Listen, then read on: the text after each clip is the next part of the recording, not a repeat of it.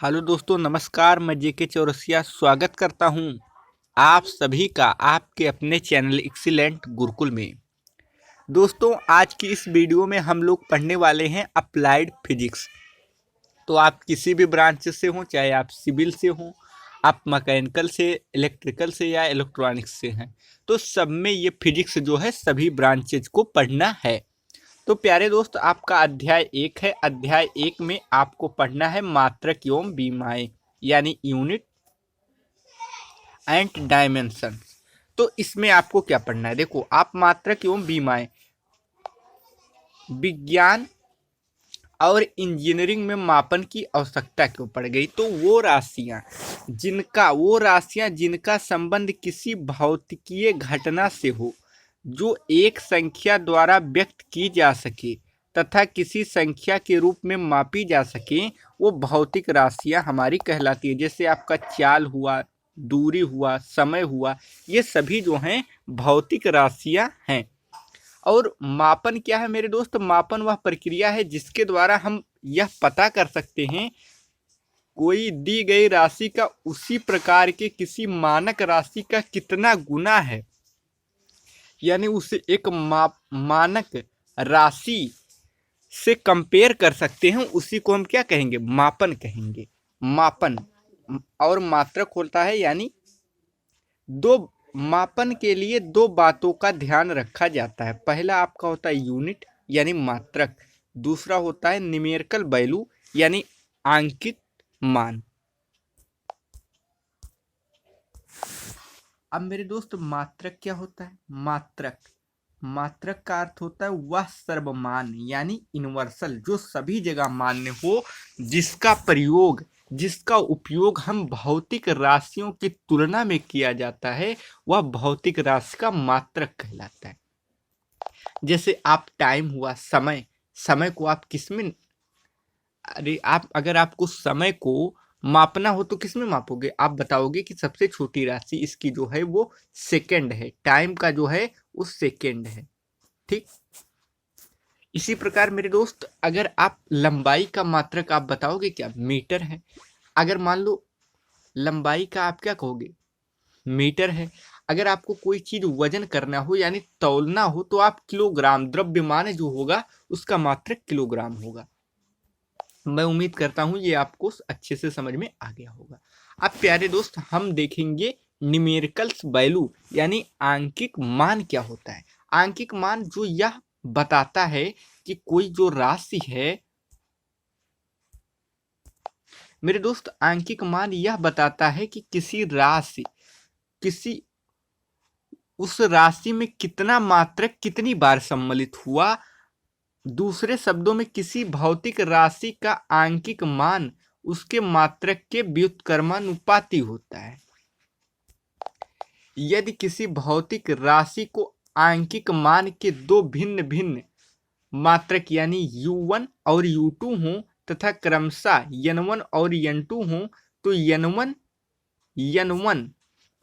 u1 बराबर n2 u2, ये आपका हो जाएगा।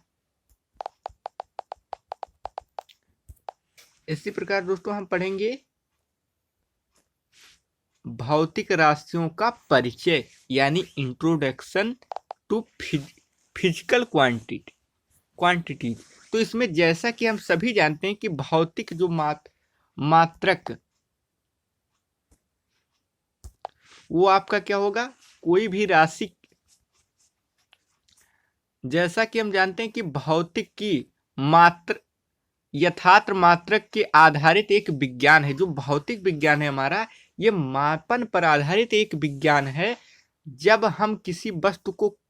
जब हम कोई वस्तु मापते हैं तो हमें एक संख्या प्राप्त होती है, और कोई राशि जिसे मापा जाता है वो भौतिक राशि कहलाती है।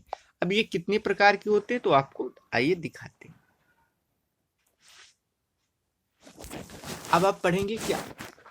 अब आप पढ़ेंगे आपका भौतिक राशियां यानी फिजिकल क्वांटिटी।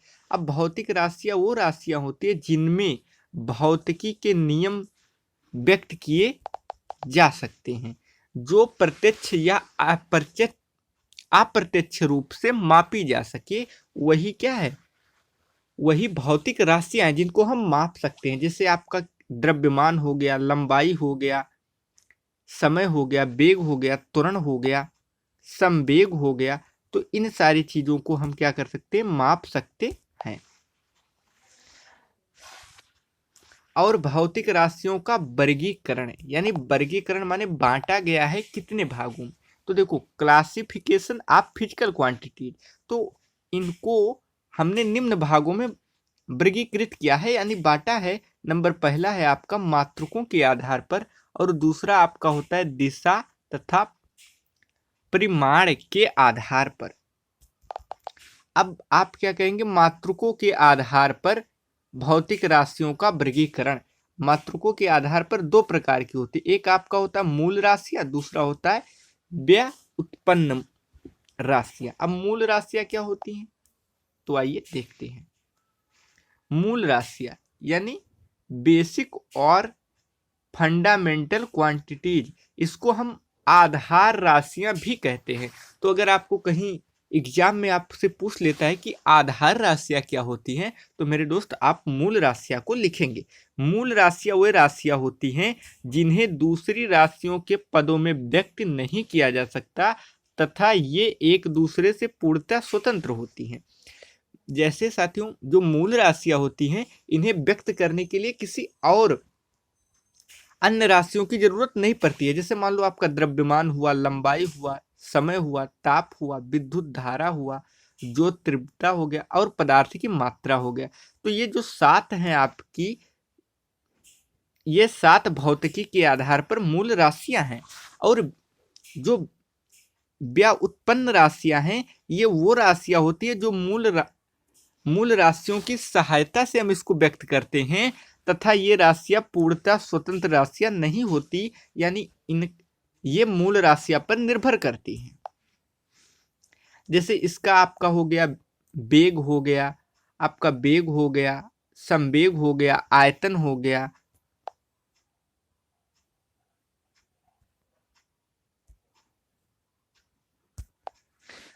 आपका वेग हो गया, संवेग हो गया, आयतन हो गया, बल हो गया, कार्य हो गया, आघूर्ण आदि जो हैं, ये आपकी व्यय उत्पन्न राशियां हैं।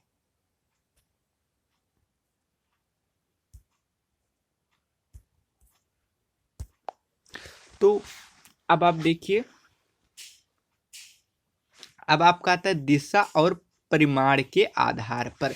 तो दिशा और परिमाण के आधार पर मेरे दोस्त ये दो राशियां होती है, पहली अदिश राशियां, दूसरी सदिश राशियां। तो अदिश राशियां क्या होती है, अदिश राशियां वो भौतिक राशियां होती हैं जिनमें केवल परिमाण होता है, दिशा नहीं होती। जैसे द्रव्यमान हो गया, समय हो गया, दूरी हो गया, चाल हो गया, कार्य हो गया, ऊर्जा हो गया आदि। तो इसमें क्या होता है, इसमें परिमाण केवल होता है, दिशा नहीं होती है। जैसे मान लो, अब मान लो आप द्रव्यमान मान लिया, तो आपके पास कोई पदार्थ है, ये 1 किलोग्राम का है, मान लीजिए ये पदार्थ 1 किलोग्राम का है।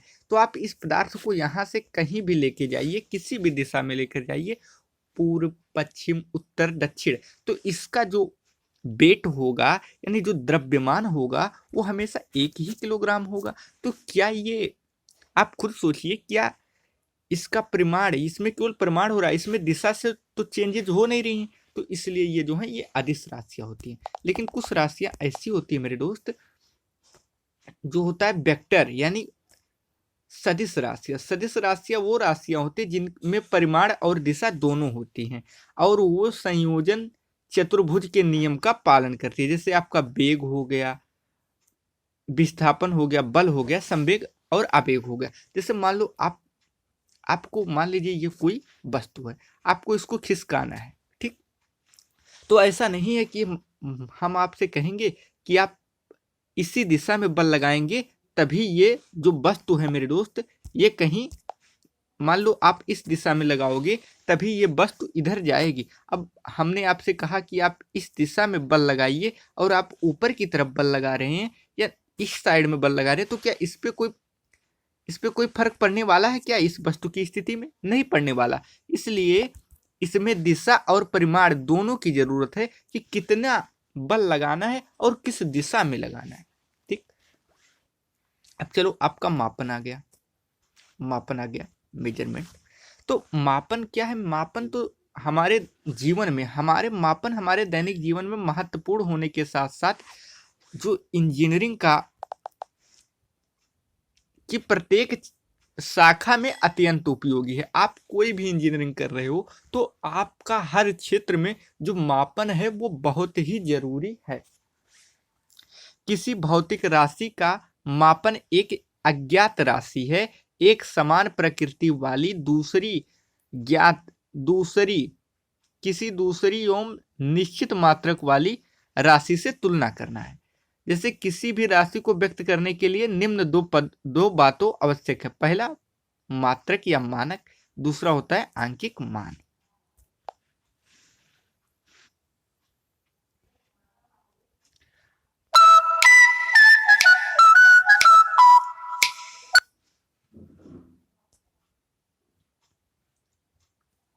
साथियों, आज की इस वीडियो में इतना ही। अगर ये वीडियो आपको पसंद आ रही है तो आप इसे लाइक करिए और ज़्यादा से ज़्यादा शेयर करिए, ताकि आने वाली वीडियो आपको मिलती रहे। तो मिलेंगे आपको अगले वीडियो में, तब तक के लिए नमस्कार।